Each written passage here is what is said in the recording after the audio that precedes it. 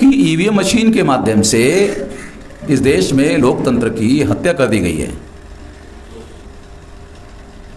और इस वजह से पहले सबसे ज़्यादा, जैसे मैं अभी कह रहा था आपको, सुप्रीम कोर्ट क्या कह रहा है, दोबारा रिपीट करके, क्योंकि वो आपकी बात समझ में आई कितनी नहीं है, वो दोबारा रिपीट करके बताता हूँ। सुप्रीम कोर्ट क्या कह रहा है, केवल ईवीएम मशीन के द्वारा फ्री, फेयर एंड ट्रांसपेरेंट चुनाव नहीं हो सकता। पहली बात, फ्री, फेयर एंड ट्रांसपेरेंट चुनाव के लिए पेपर ट्रेल मशीन लगाना होगा। तुम 8 दिन नहीं 15 दिन ज्यादा लगाओ, मगर भारत की प्रजा को इंश्योर करवाओ कि चुनाव फ्री, फेयर एंड ट्रांसपेरेंट हो, तब तो माना जाएगा कि तुम अपनी ड्यूटी निभा रहे हो।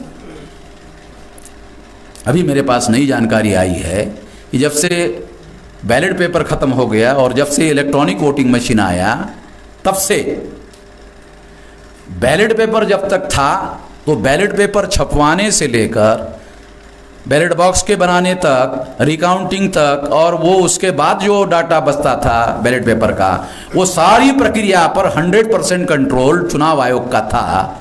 ईवीएम मशीन के ऊपर 100% कंट्रोल चुनाव आयोग का नहीं है।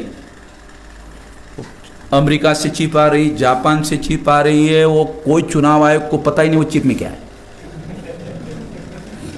रिकॉर्डेड बात बोल रहा हूं वकील साहब, चुनाव आयोग को वो देखने का अधिकार नहीं कि उसके अंदर क्या है। इसका मतलब है जब से ईवीएम मशीन आई है, बैलेट पेपर और ईवीएम मशीन अगर कंपैरेटिव हम स्टडी करते हैं तो हमें यह सिद्ध होता है कि बैलेट पेपर पर 100% कंट्रोल उसकी सारी व्यवस्था पर चुनाव आयोग का था। जब से ईवीएम मशीन आई है तब से चुनाव आयोग का 100% कंट्रोल नहीं है। तो फिर किसका कंट्रोल है?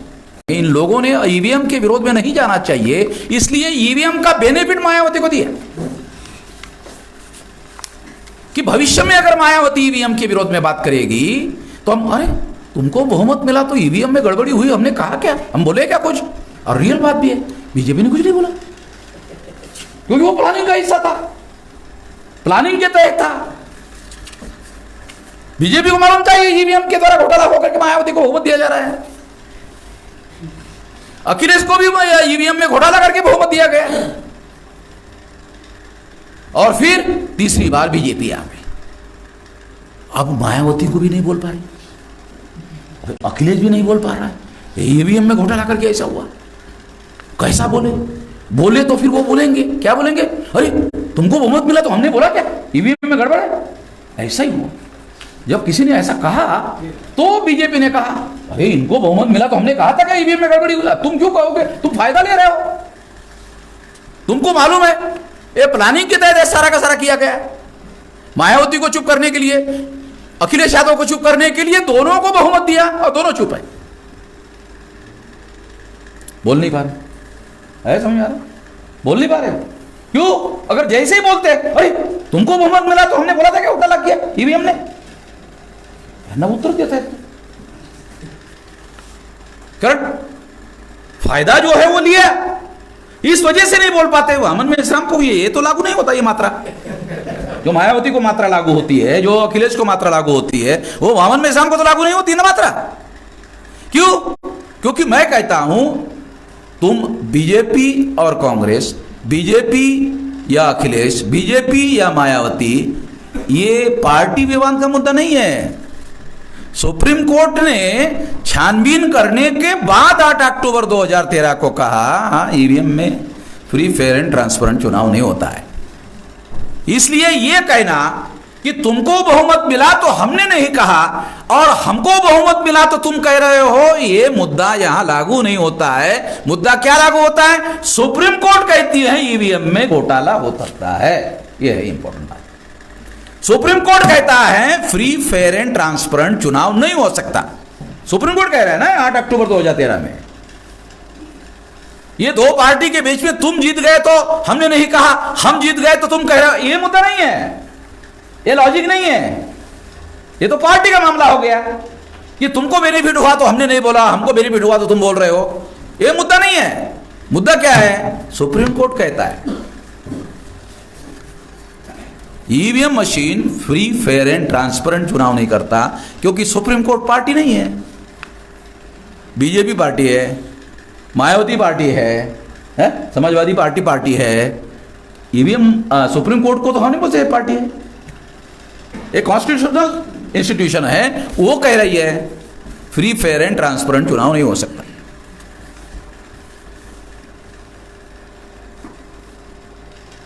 और फ्री फेयर एंड ट्रांसपेरेंट चुनाव भारत के प्रजा का फंडामेंटल राइट है। वो फंडामेंटल राइट क्यों है? वो इसलिए है क्योंकि मराठी में हम लोग बोलते हैं, अरे मत देऊ नाला का हो, मत देऊ नाला। आता वोट का ट्रान्सलेशन क्या हुआ? मत। आणि मत या शब्दाचा अर्थ काय? ओपिनियन। हे आपल्याला थोडंसं कळलं पाहिजे, भाषा जी वापरली जाते ना, बहुतांश लोग जो है वो बहुत शब्दों के बारे में ठीक से ध्यान नहीं देते। इसका मतलब ये है कि ये जो वोट का अधिकार है ये फंडामेंटल राइट है। वकील साहब, वोट का जो राइट है क्योंकि उसमें ओपिनियन है, हे माझं मत आहे, म्हणजे माझं मत अभिव्यक्त करण्याचा अधिकार, मत देऊन मी बीजेपीचं समर्थन करतो, मत देऊन मी बीएसपीचं समर्थन करतो, मत देऊन मी काँग्रेसचं समर्थन करतो, याचा अर्थ असा, इसका अर्थ यह है कि ये मेरा फंडामेंटल राइट है। एक्ट ऑफ वोट जो है ये एक्सप्रेशन का मेरा अधिकार है, और freedom of speech and freedom of expression अगर ये फंडामेंटल राइट है तो act of vote fundamental right है। यही बात 8 अक्टूबर 2013 के जजमेंट में सुप्रीम कोर्ट ने लिखी है। और अगर ये फंडामेंटल राइट है तो फंडामेंटल राइट का वायलेशन हो रहा है इसमें, ईवीएम मशीन के द्वारा। ये सामान्य मामला नहीं है, ये फंडामेंटल राइट का वायलेशन हो रहा है। अगर फंडामेंटल राइट का वायलेशन हो रहा है तो ये कोई सामान्य घटना नहीं है, ये बहुत बड़ा मामला है। और अकॉर्डिंगली हम लोगों को जगाना चाहिए, लोगों को बताना चाहिए, लोगों को जानकारी देना चाहिए। इसलिए मैंने वकील साहब को कहा कि आपको शायद समय कम मिला, आपके पास ज़्यादा जानकारी है, तो पूरा लिख के दे दो। सारे देश भर में ये मामला मैं खड़ा करता हूँ। डीएमके को क्या हुआ मालूम है? डीएमके ने हमको परमिशन देने के लिए कोई वजह नहीं थी। स्टालिन वहाँ अभी मुख्यमंत्री है, मेरे पास रिकॉर्ड है, स्टालिन ने ही ईवीएम के विरोध में लिख के दिया चुनाव आयोग को, और स्टालिन को बहुमत मिला, और तब से स्टालिन चुप है। जैसे मायावती चुप हो गई थी, ईवीएम के विरोध में मायावती चुप हो गई थी, ईवीएम के विरोध में अखिलेश यादव चुप हो गया था, अब ईवीएम के विरोध में स्टालिन चुप हो गया। अभी उसके पिछवाड़े पे अगली बार लात मारेंगे, जैसे मायावती के पिछवाड़े पे लात मारी, जैसे अखिलेश के पिछवाड़े पे लात मारी। और मायावती की दुर्गति तो ये है कि अभी उसका वोट परसेंटेज 12% आ गया। हो सकता है लोकसभा के चुनाव में वो 4% तक नीचे आ जाए। उसका तो मामला रफा दफा करने की दिशा में आगे बढ़ रहे हैं। तो इस तरह का मामला वहां एआईडीएमके जो है उसकी मदद लेकर बीजेपी वहां खत्म कर देगी अगले चुनाव में। तो स्टालिन इसका विरोध कैसे करेगा? मैं तो कर सकता हूं, समझ में आ रहा है? स्टालिन इसका विरोध कैसा करेगा? अगर स्टालिन विरोध करेगा ईवीएम में गड़बड़ी हुई तो लोग अरे पिछली बार तो आपको,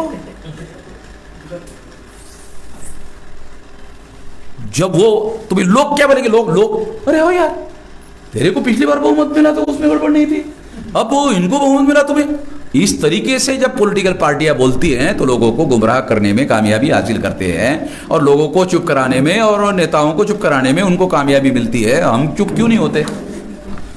क्योंकि हम मौलिक बातें उठा रहे हैं। हम पार्टी तुमको बहुमत मिला, हमको बहुमत मिला, इसके आधार पर ईवीएम का विरोध या समर्थन नहीं कर रहे हम लोग।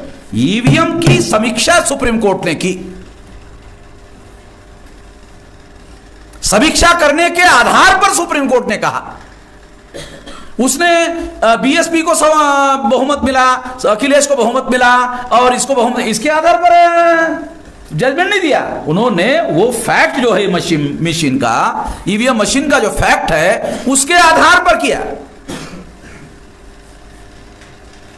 और उसके आधार पर कहा कि जो ईवीएम मशीन है, ये EVM machine free fair and transparent चुनाव नहीं करवा सकती, और इसलिए EVM machine free fair and transparent चुनाव करने के लिए पेपर ट्रेल मशीन लगाना होगा।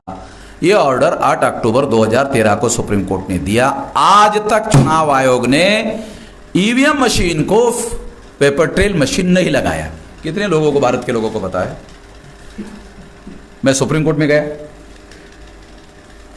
कि 8 अक्टूबर 2013 को सुप्रीम कोर्ट ने ये कहा कि केवल ईवीएम मशीन के आधार पर फ्री फेयर एंड ट्रांसपेरेंट चुनाव नहीं हो सकता, इसलिए पेपर ट्रेल मशीन लगाया जाना चाहिए ताकि चुनाव फ्री फेयर एंड ट्रांसपेरेंट हो। ये ऑर्डर सुप्रीम कोर्ट ने दिया, मगर चुनाव आयोग ने सुप्रीम कोर्ट के निर्णय पर अमल करने के लिए पेपर ट्रेल मशीन नहीं लगाया। ये मामला मैं लेकर गया सुप्रीम कोर्ट में, तो सुप्रीम कोर्ट ने मेरी बात को मानते हुए दोबारा ऑर्डर दिया। लगाओ 2017 को, 4 साल बाद 2017 को मेरे केस में सुप्रीम कोर्ट ने निर्णय दिया, पेपर ट्रेल लगाओ।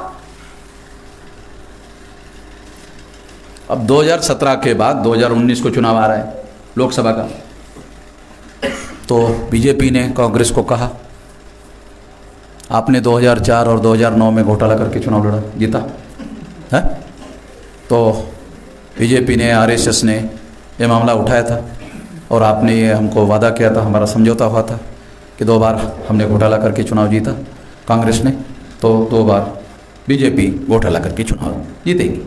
आपने वादा किया था हमको, कांग्रेस, बात तो सही, वादा तो किया था कांग्रेस ने। सरकार तो आपकी है ना, आप कर लो, हम अगर आपको विरोध करें तो बोलना, हम तो विरोध नहीं कर रहे, आप करो ना, सरकार आपकी है ना, 14 को आपकी सरकार है, प्रधानमंत्री आप है, 19 को आपको चुनाव जीतना है, हम विरोध कर नहीं रहे हैं, करो। नहीं, अभी आपकी टांग नहीं है, वो वामन मेश्राम की टांग है, वहां बहुत मजबूत टांग है, वो अकेले नहीं हम उसको हटा सकते, क्योंकि मैंने 17 में टांग अड़ा दिया, वो कांग्रेस की टांग नहीं थी, वामन मेश्राम की टांग थी। मैं आप लोगों को थोड़ा सा यही, मैं वो सारे देश भर में यही तो बताने के लिए निकल रहा था, 365 दिन तो लोगों को सारा पता चल जाता, सारी बदमाशियां मैं इनको बताता कि कितने कानून का उल्लंघन इन्होंने किया ईवीएम मशीन लगाकर। ईवीएम मशीन कानूनन लागू ही नहीं की जा सकती, इतने मेरे पास में डॉक्यूमेंट्री एविडेंसेस है। ईवीएम मशीन लागू करना एंटी कॉन्स्टिट्यूशनल है। वो सारी बातें मैं सारे परिवर्तन यात्रा में बताने वाला था। अब मैं ये बात इसलिए क्यों बोल रहा हूं कि अगले बार स्टालिन को वहां से वो जैसे मायावती को और अखिलेश के साथ उन्होंने किया, हमारे सामने उदाहरण है, वैसा ही व्यवहार स्टालिन के साथ होने वाला है। और जो जयललिता की पार्टी AIADMK है उसको लाएंगे वो, तो जयललिता की पार्टी बीजेपी के समर्थन में अभी भी है, जयललिता मर गई मगर वो जो AIADMK है वो वहां बीजेपी के साथ में है। तो AIADMK को गधा घोड़ा बना करके बीजेपी वहां उनको आधार बनाकर वहां चढ़ेगी, जैसे शिवसेना को सीढ़ी बनाकर महाराष्ट्र में बीजेपी आगे बढ़ी और फिर शिवसेना के पिछवाड़े पे लात मारी है। हमारे सामने उधर बीजेपी का महाराष्ट्र में कुछ नहीं था, शिवसेना की वजह से सीढ़ी बनाकर आ गई और फिर शिवसेना की सीढ़ी हटाकर शिवसेना के पिछवाड़े पे लात मार के सरकार बनाई। शिंदे नामदारी मुख्यमंत्री है, शिंदे जो है नामदारी मुख्यमंत्री है। ये सारा कारोबार जो है तो अपना फडणवीस से चालवतो।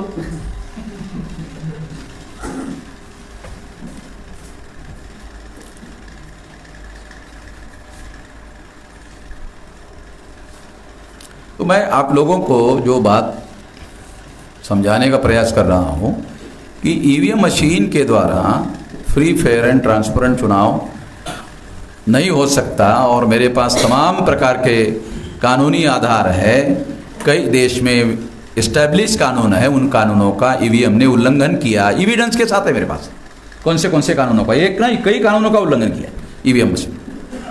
अगर एक भी किसी कानून का उल्लंघन अगर ईवीएम करती है तो भी उसको लोग इलीगल नहीं माना जा सकता। वो हमारे वकील लोगों के साथ में वो सारी की सारी बातें जो हमारे पास डॉक्यूमेंट है वो मैं आप लोगों को देता हूं। तो ये सारी जानकारी लोगों को नहीं जानी चाहिए, इसलिए प्लान बनाकर हमारी परिवर्तन यात्रा को रोका गया। तो मैं तो चुप बैठने वाला आदमी तो नहीं, वामन मेश्राम को चुप बिठाना तो संभव नहीं ना भाई। मेरे को कैसे क्यों, मैं तो किसी को आज तक नहीं ये किया, तो मैं तो चुप बैठने वाला नहीं हूं, क्योंकि मुझे लोगों तक जानकारी पहुंचाना है। मैं तो स्टालिन को भी बोल रहा हूं, तेरे को भी अकल दे रहा हूं तेरे पिछवाड़े पे अगली बार लात मारेंगे तो क्या कर लेगा? यही बोल रहा हूँ मैं सीधी सी। अभी हिंदी में इसलिए बोल रहा हूँ कि वहां मैं लोगों को बोलूंगा, अरे वो मेरा हिंदी का स्पीच रहा, वो तमिल में बोलता हूँ उधर लोगों को, उधर लोग हैं मेरे, उसके पास पहुंच रहे तो क्या कर लेगा? तो मैं ये कहना चाहता हूं कि ईवीएम मशीन के माध्यम से इस देश में लोकतंत्र की हत्या कर दी गई है,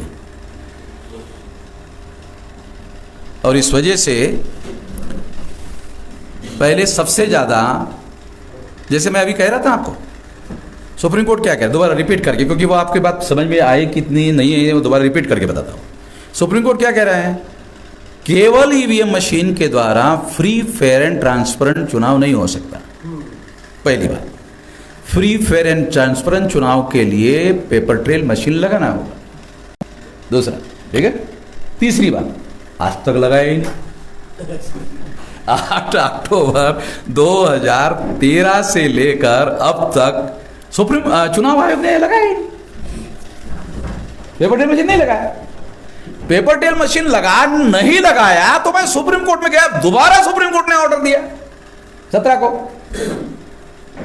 17 को ऑर्डर दिया। तो 19 के लोकसभा के चुनाव में नरेंद्र मोदी ने कांग्रेस को कहा वो वामन मेश्राम की टांग है, तो उसको उसको रोको, उसको हटाओ। तो कांग्रेस ने 22 पार्टियों के लोगों का समर्थन लेकर चंद्रबाबू नायडू के नाम पर सुप्रीम कोर्ट में केस डाला। वकील अभिषेक मनु सिंघवी यानी कांग्रेस, केस चंद्रबाबू नायडू के नाम पर, और वकील जो है Abhishek Manu Singhvi. Already supreme court का दिया हुआ फैसला है, जजमेंट है, पेपर ट्रेल मशीन लगाना होगा। और पेपर ट्रेल मशीन में जो कागज है, जो जमा हो रहे कागज, उसके रिकाउंटिंग का ऑर्डर है सुप्रीम कोर्ट का।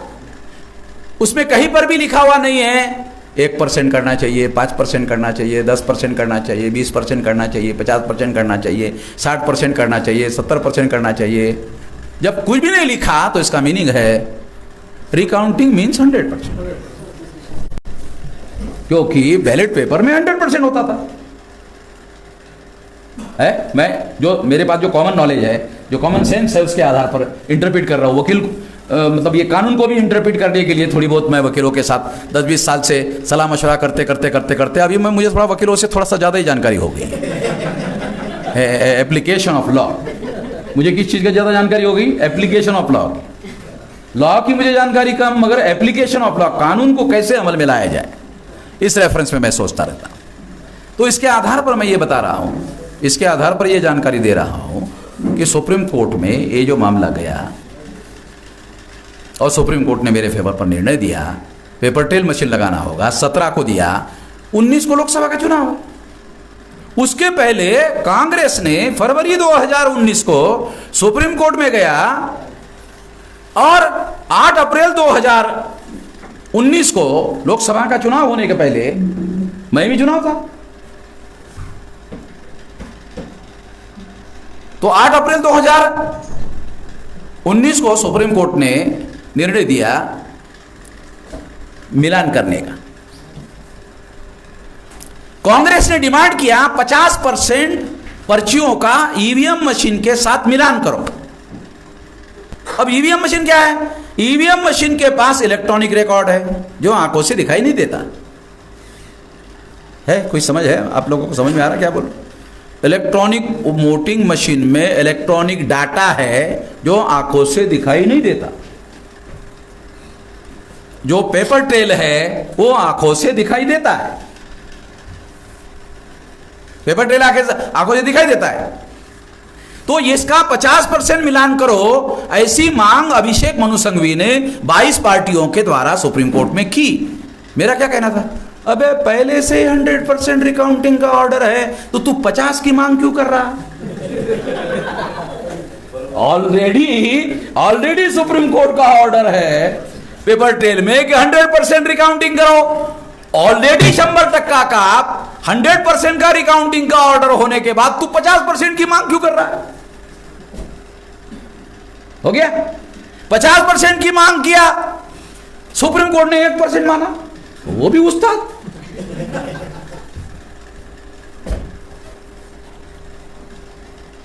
तो जो मेरा जजमेंट है 2017 का और 8 अक्टूबर 2013 का, वो जजमेंट वैसे के वैसे ही है। सुप्रीम कोर्ट ने उस जजमेंट को खत्म नहीं किया कि ये पुराना जजमेंट सही नहीं है, इस वजह से हम दूसरा जजमेंट दे रहे, ऐसा भी नहीं लिखा जजमेंट ने, ऐसा भी सुप्रीम कोर्ट में कहीं नहीं लिखा। इसलिए एक ही मुद्दे पर सुप्रीम कोर्ट के दो जजमेंट हैं। अभी मामला में सुप्रीम कोर्ट में लेके जाना होगा कि एक ही मुद्दे पर ये दो जजमेंट है। सुप्रीम कोर्ट अब मिलान करने का कॉन्स्टिट्यूशनल जजमेंट है या पेपर ट्रेल का कॉन्स्टिट्यूशनल जजमेंट है, इसके बेनिफिट क्या है, इसके बेनिफिट क्या है, इसकी डिफिशियंसीज क्या है, इसकी डिफिशियंसीज क्या है, ज्यादा बेहतर जजमेंट कौन सा है। तो मेरे पास डॉक्यूमेंट्री एविडेंस है। चुनाव आयोग का क्या कहना है, पेपर ट्रेल के रिकाउंटिंग में ज्यादा समय लगता है। हरामखोर, चुनाव आयोग को कह रहा हूं, तेरे को ज्यादा समय लगता है, नहीं लगता है, इसके लिए संविधान निर्माताओं ने कोई पावर दिया कि कम ही समय में कर दो। संविधान निर्माताओं ने ये लिखा कि तुमको फ्री, फेयर एंड ट्रांसपेरेंट चुनाव करने के लिए अधिकार दिया। अबे महीना लग जाए, 2 महीना लग जाए, तुम अनाउंस करते हो फरवरी में और रिजल्ट निकालते हो जून महीने में, समय नहीं लग रहा है। हरामखोरी की हद हो गई। अगर तुमको काउंटिंग को 8 दिन लग रहा है तो पहले 8 दिन डालना, पहले 8 दिन डाल दे। ये आए समझ में मैं क्या बोल रहा हूं? अगर तुम फरवरी, मार्च, अप्रैल, मई, जून में रिजल्ट आ रहा है, हो गया 5वां महीना, इतनी लंबी तुम चुनाव प्रक्रिया चला रहे हो, इतना लंबे देर तक चुनाव प्रक्रिया चला, अभी इसमें 8 दिन और डाल दे। 5 महीने तो चला ही रहा है, तू पहले से इंक्लूड कर दे कि ये रिकाउंटिंग को 8 दिन लगने वाला है, डाल दे। तो पहले से जब 5 महीने लगा रहा है तो 5 महीने 8 दिन होगा। जब तू पहले से 8 दिन डाल देगा तो तेरे का भी दिमाग में कंफ्यूजन नहीं रहेगा कि ज्यादा समय लगेगा, क्योंकि पहले से इंक्लूड है। जब तू 2-4 महीने लगा ही रहा है तो 8 दिन और लगा ले। ऐसा नहीं कर रहा। यानी सुविधाजनक, उनके लिए जो सुविधाजनक है वो डिले है, उससे 8 दिन डिले होगा, रिकाउंटिंग करेंगे तो डिले होगा। ये तो लॉजिक बन नहीं रहा। ये कोई लॉजिक बन रहा है? लॉजिक तो बन नहीं रहा। क्यों? जल्दी चुनाव का रिजल्ट आना चाहिए, इसके लिए संविधान निर्माताओं ने तुम्हें कोई पावर नहीं दिया कि तुम्हारी जिम्मेदारी है कि तुम जल्दी चुनाव करवाओ, जल्दी रिजल्ट लगवाओ। तुमको क्या काम दिया? फ्री, फेयर एंड ट्रांसपेरेंट के लिए तुमको ये ऑटोनॉमस स्टेटस दिया गया है, ये तुमको पावर दिया गया है।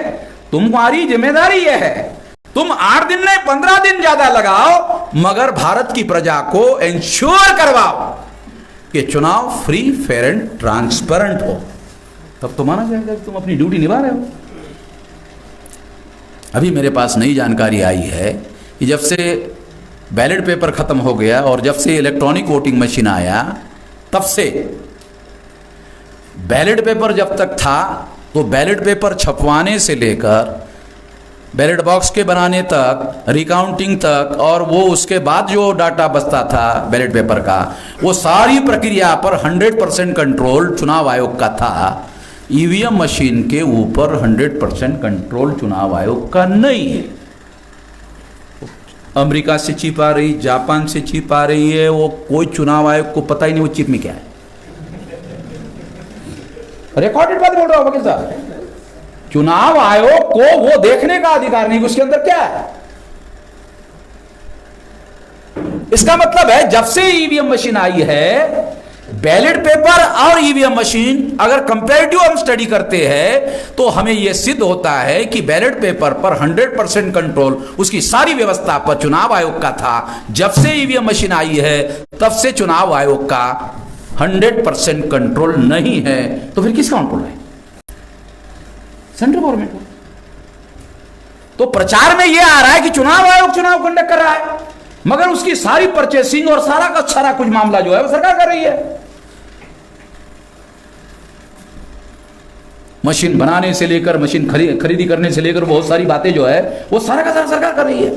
और जब सरकार कर रही है तो सरकार को जैसे मशीनें चाहिए, जैसे चिप चाहिए, वो सरकार बना रही है। इसका मतलब है चुनाव आयोग के नियंत्रण में नहीं है। अगर चुनाव आयोग के नियंत्रण में नहीं है तो चुनाव आयोग किस आधार पर फ्री, फेयर एंड ट्रांसपेरेंट चुनाव करवाएगा, जिसकी जिम्मेदारी चुनाव आयोग को लगाई गई है। बहुत फंडामेंटल बात वकील साहब बता रहा हूं, समझ रहे हैं?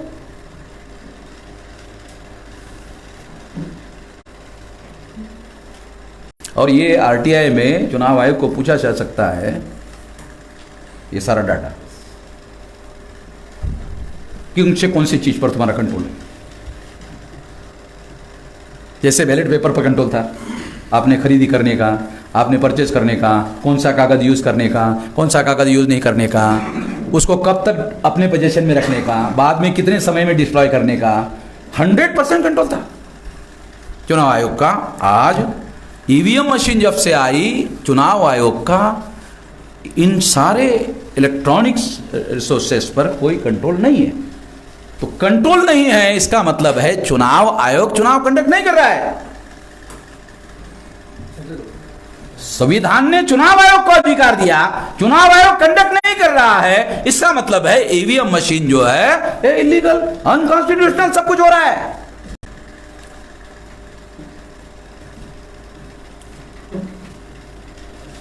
अब आपको समझ में आ रहा होगा कि मैं तो लकड़ी लेकर भी नहीं चल रहा, हथियार तो दूर की बात, खाली मैं ऐसी बात जानकारी देने के लिए भी ये लोगों को डर लग रहा है। ये वामन मेश्राम मतलब सारे देश भर में संगठन है। ये वामन मेश्राम केवल एडवोकेट नहीं है, वामन मेश्राम भी एक संगठन का एडवोकेट है, मगर वो सिंगल आदमी नहीं है, संगठन है। तो ये लोगों को अगर सारे देश भर में पहले ही आशंका, देश में बहुत सारे लोगों को, अभी मीडिया में कुछ पत्रकारों को इस काम के लिए लगाया गया कि जुडिशरी में और सरकार में लड़ाई है, चल रही है, झगड़ा है, विवाद चल रहा है, ऐसी खबरें जानबूझकर पब्लिश की जा रही है ताकि जो जुडिशरी कर रही है वो भारत के प्रजा के हित में कर रही है, ऐसा लोगों का ओपिनियन बने। नहीं, बीजेपी के लोग जुडिशरी के विरोध में ऐसा कर रहे हैं। जुडिशरी नहीं, तुम्हारी बात नहीं मानेंगे, मगर कॉलेजियम रखें, तुम्हारी बात नहीं मानेंगे, सरकार की बात नहीं मानेंगे, मगर कॉलेजियम रखेंगे। आप लगा वाटते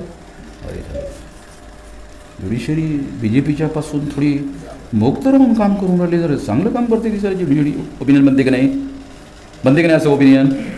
प्लान बनाकर कुछ पत्रकारों को ऐसे आर्टिकल लिखने के काम में लगा दिया।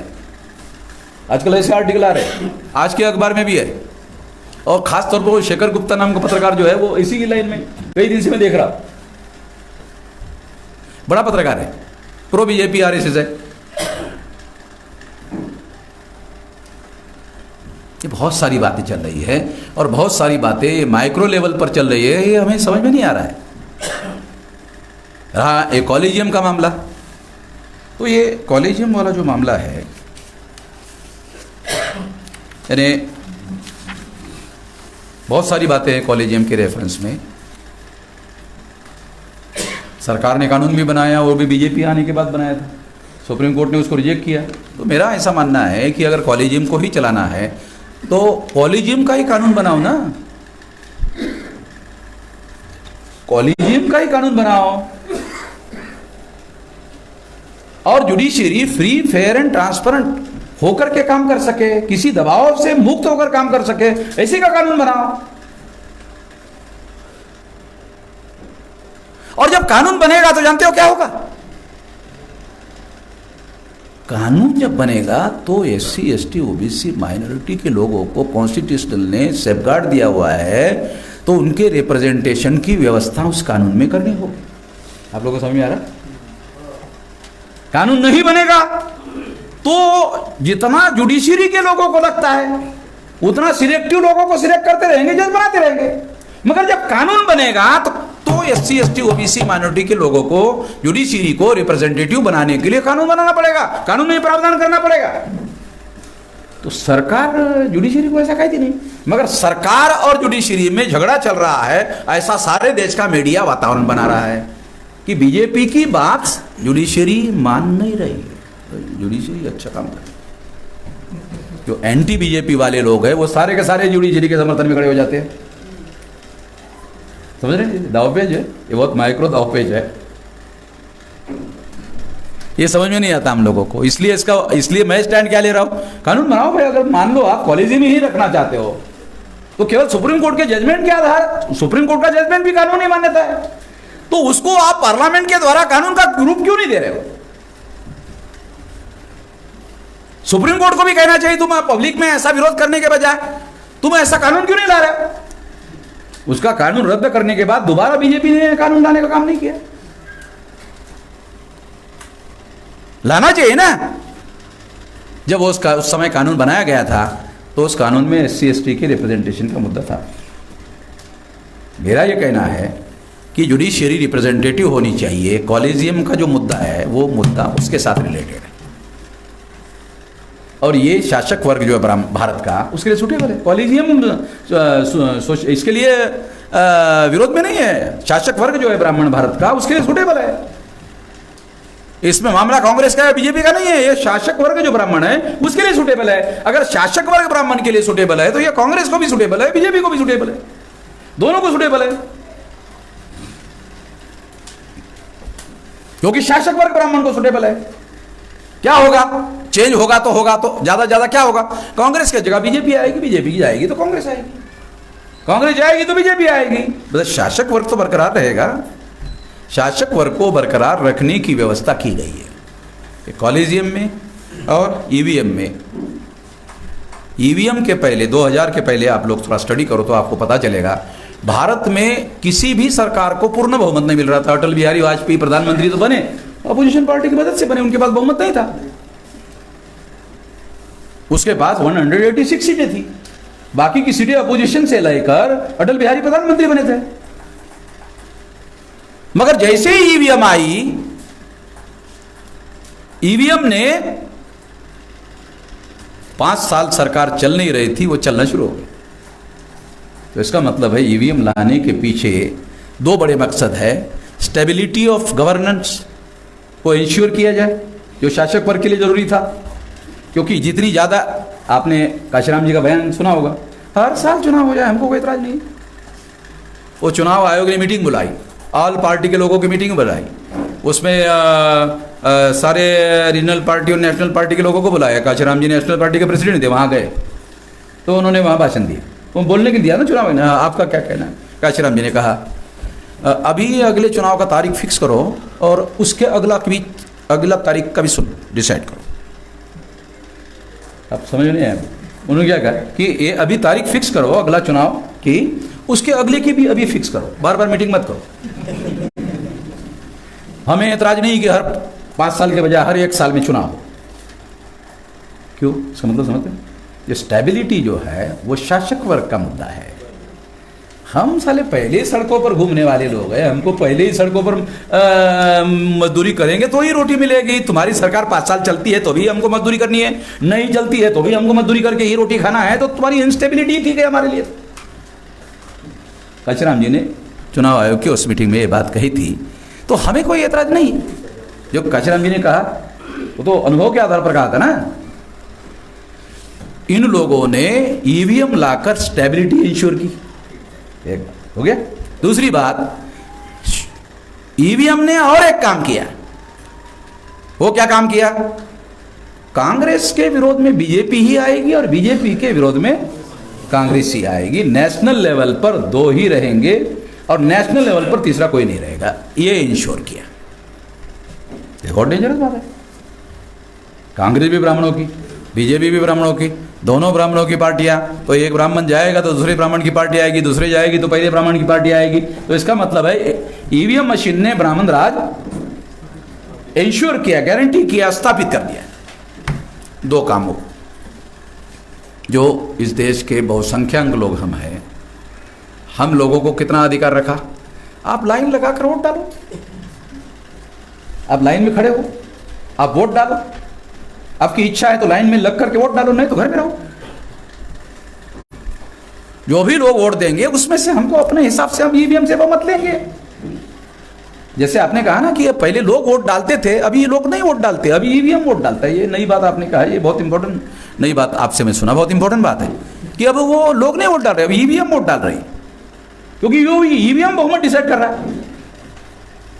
लोग बहुमत डिसाइड नहीं कर रहे देश में कौन से पार्टी को बहुमत होना चाहिए, कौन से पार्टी को नहीं, ये ईवीएम डिसाइड कर रही है। इसका मतलब ईवीएम सब कुछ ईवीएम कर रही है। तो इसलिए मैं ये बात आप लोगों को कहना चाहता हूं कि परिस्थितियां बहुत ज़्यादा क्रिटिकल है और हम लोगों को, हमारे पास अभी मतलब इस देश में जो शासक वर्ग है ब्राह्मण 3.5%, ये लोग आंदोलन, क्योंकि अंग्रेज़ों की कोई छोटी मोटी पावर नहीं थी। अंग्रेज़ों की जो पावर थी 9 अगस्त 1942 को गांधी ने जब क्विट इंडिया मूवमेंट चलाया तो अंग्रेज़ों की पावर कम नहीं थी, सेंट्रल गवर्नमेंट उनके कब्जे में था। जितने भी राजा महाराजा वाले थे वो भी उनके ही नियंत्रण में थे, सारे देश पर उनका कब्जा था।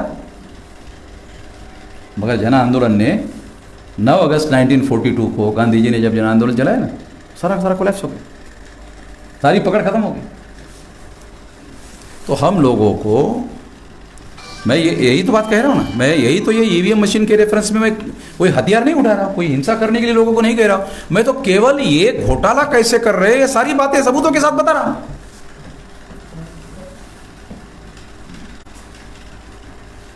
तो डीएमके के लोगों को कोई इतराज होना नहीं चाहिए था, क्योंकि डीएमके ने चुनाव के पहले यही बात कही थी जो मैं कह रहा हूं। डीएमके को बहुमत मिल गया, वो ईवीएम के समर्थन में खड़ा हो गया। अभी जैसे मायावती के समर्थन में खड़ी हो गई थी, जैसे अखिलेश समर्थन में खड़ा हो गया था, वैसे ही वो स्टालिन जो है वो समर्थन में खड़ा हो गया, तो अगले चुनाव में उसके पिछवाड़े पे लात मारेंगे। और मारने के बाद उनको वो खुजाते रहना पड़ेगा लात, कुछ कर नहीं पाएगा। बोले अरे तेरे को मिला तो हमने नहीं कहा, एआईडीएम के वाले बोले हमने तो नहीं कहा। तो मैं आप लोगों को ये बता रहा हूँ कि ईवीएम की वजह से, जैसे अभी ये देशमुख ने बताया, कितने सारे कानून बनाकर हमारे लोगों के विरोध में काम हो रहा है। मैं जो सुन रहा था, उन्होंने रेफरेंस देकर बताया कि कानून बनाकर हमारे विरोध में काम हो रहा है, मजदूरों के विरोध में, किसानों के विरोध में और तमाम लोगों के विरोध में तमाम प्रकार के कानून जो है बनाए गए हैं, और वो सारे हमारे लोगों के विरोध में जा रहा है। और हमारे विरोध में ये कानून हो रहा है, इसके बावजूद भी बहुमत उनको ही मिल रहा है। ये व्यवस्था बनाई, अल्पसंख्य लोगों का लोकतंत्र में बहुसंख्याक लोगों पर राज नहीं हो सकता, ईवीएम मशीन ने वो इंश्योर कर दिया। इसलिए हम लोगों को हमारे पास जन आंदोलन के दृष्टि से ये सारी की सारी जानकारी देनी होगी। और मैं ये चुनौती दे करके कह रहा हूँ, प्रचार आने वाले समय में भी कहूँगा कि जो लोग ईवीएम मशीन से संतुष्टि है और संतुष्टि के उनके पास जितने कारण हैं वो सारे के सारे झूठे हैं, वो मैं साबित कर दूंगा। जितने लोग ईवीएम मशीन से संतुष्ट हैं और उनके पास संतुष्टि के जो भी कारण हैं वो सारे के सारे कैसे गलत है, वो मैं साबित कर देता हूं सबूतों के साथ में। इसलिए जो भी संतुष्ट है, मैं उन लोगों को भी चुनौती देता हूं कि तुम संतुष्ट हो, तुम भ्रम के शिकार हो और कुछ नहीं हो। और जितने जल्दी इस भ्रम से मुक्त हो सके उतने जल्दी ठीक रहेगा, नहीं तो ये लोकतंत्र की हत्या करने में तो कामयाब हो गए। इस दिशा में हम लोगों को संगठित रूप से प्रयास करने की जरूरत है। इतना ही मैं इस मौके पर कहना चाहता हूं। आपने मेरी बात ध्यान से सुनी, इसके लिए आभार, धन्यवाद।